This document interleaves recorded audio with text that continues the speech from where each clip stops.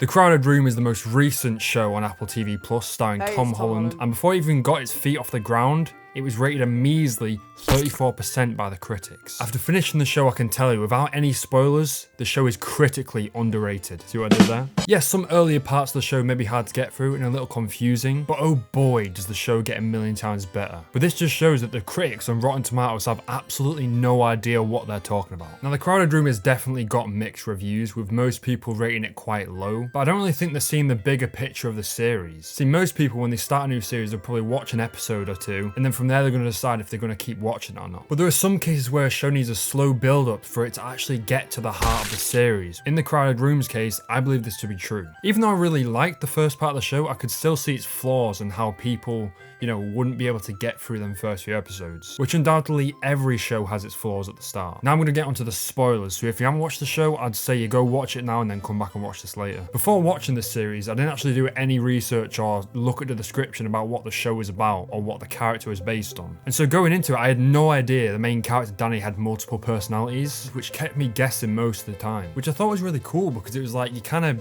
make your own suggestions and own ideas about what's going to happen in the show. And I mean, the first few episodes do give you a little evidence that he might have MPD, but they mostly just play through how Danny saw it through his own eyes, with not knowing that he had it. But then we get to a point later on in the show where one of Danny's personalities, Jack, shows up. This is where it completely rocks the boat and the beans get spilt about what's actually going on. And this is where the series really ramped up for me, but this was halfway through the show. And from there on out, it just gets better and better, honestly. And it leads up to an emotional climax with Danny not actually going to jail, but to a hospital. When I got to this point in the last episode, I paused it and thought to myself, what the f are the critics and reviewers smoking with this 34% garbage? They sit on their high horses and take time out of their day just to throw rocks at a show because they think one little thing's wrong with it, or that at the start it didn't really grab their liking, so they're just going to rate it low and not watch through the rest. Like, how can you be a reviewer and not see the other parts of the show? Just see, oh, this is the bad side, so I'm going to rate on that.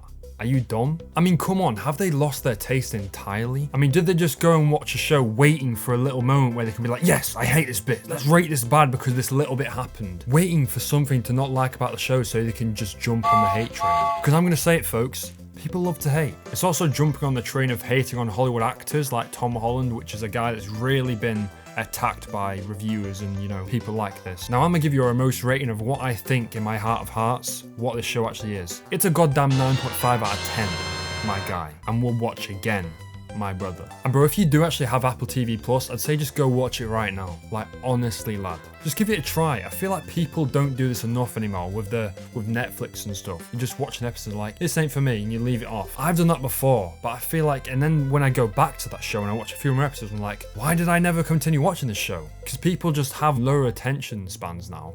They're just like, it's not for me, wasting my time, and they go scrolling through reels all day instead. Now, if you disagree with my rating, go and watch it yourself and come back and put your rating in the comments to tell me why I'm wrong. Now, for the resolution and aftermath of Tom Holland's career-ending show, so that's just a joke. It's what all the press and are saying after he said he's taking a break after the show. Because don't they just love to have a juicy-filled story where they produce fake drama? Sorry, I'm going off topic. So yeah, end of the day, Danny's won and so is Raya. By the way, bloody love that name. He ends up healing and his multiple personalities blend into one. He also ends up becoming like a really good painter. And as you see in some of the paintings, he literally ends up painting the intro, which is a good tie-in back into that, which is really cool. His mother finally gets away from Jimmy Savile. Sorry, I had to say it. He literally is though, innit? But she doesn't fix her relationship with her son, which I felt like that had to happen. They kind of had to split apart from like what she said in the courtroom, which was just absolutely atrocious. Raya meets Danny in the hospital. They have a talk and she reveals that she's now become a shrink. She then leaves, and as soon as I saw Danny in that window, I thought, they're not gonna do this, right? They're not gonna make it so like Jack or someone is in control of his body and he like smiles in the window. I really thought it was gonna happen, but it didn't, and I'm so glad it didn't, because that would just been such a stupid ending, like just like a twist ending just because people love to do that nowadays in like modern movies and series. And right that second where they ended it well and not with a stupid twist ending, I knew this show is amazing. And the critics have absolutely lost the plot, and I don't think their opinions should be valid anymore. Now brothers, if you like that video, click this one for even more stupid takes and dumb ideas. Basketball.